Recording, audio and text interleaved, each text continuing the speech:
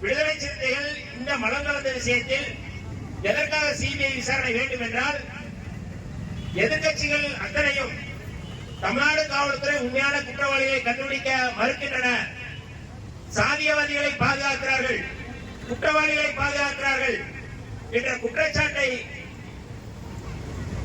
பொய்யாக்குகின்ற அளவிலாவது CBI விசாரணைக்கு தமிழ்நாடு அரசு உத்தரவிட வேண்டும்.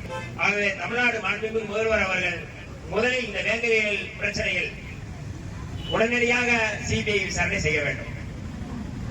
நீங்க உண்மையான குற்றவாளிகளை கண்டறியாமல் சிபிஐ விசாரணைக்கு உத்தரவிடாமல் 2026 தேர்தலை நாம் சந்தித்தோமானால், இதே கூட்டணியிலே தொடர்ந்து நாம் சந்தித்தோமானால் பெரிய பின்னடைவு ஏற்படும் என்று எந்த மாற்று கருத்தும் இல்லை.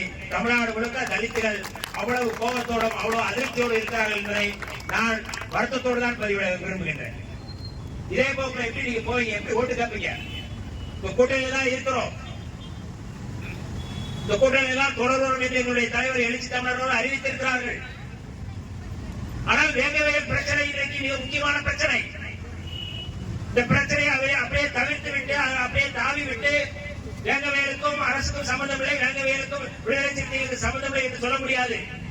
யார் பாதிக்கப்பட்டாலும் அந்த இடத்திலே களத்திலே நிற்பவர் நம்முடைய தலைவர் எழுச்சி தமிழர் அவர்கள். விடுதலை சிறுத்தைகள் இந்த களத்திலே நாங்கள் தொடர்ந்து இருக்கின்றோம். வேங்கவியல் பிரச்சனையில் ஒரு தீர்வு கிடைக்காவிட்டால் மிகப்பெரிய பின்னடைவு திமுக கூட்டணியில் ஏற்படும் என்பதில் எந்த மாற்று கருத்தும் இல்லை. அதுதான் நாம் கேட்கின்றோம்.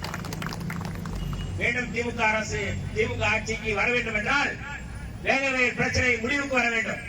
யார் குற்றவாளிகள், யார் அங்கே பாதிக்கப்படுகிறார்கள், யார் அங்கே பாதுகாக்கப்படுகிறார்கள் என்பதை விசாரணை செய்ய வேண்டும். ஆகவே தமிழ்நாடு அரசு திறந்த மனதோடு இந்த வழக்கை சிபிஐக்கு ஒப்படைக்க வேண்டும் என்று இந்த போராட்டத்தின் வாயிலாக நாங்கள் கோரிக்கை வைக்கின்றோம்.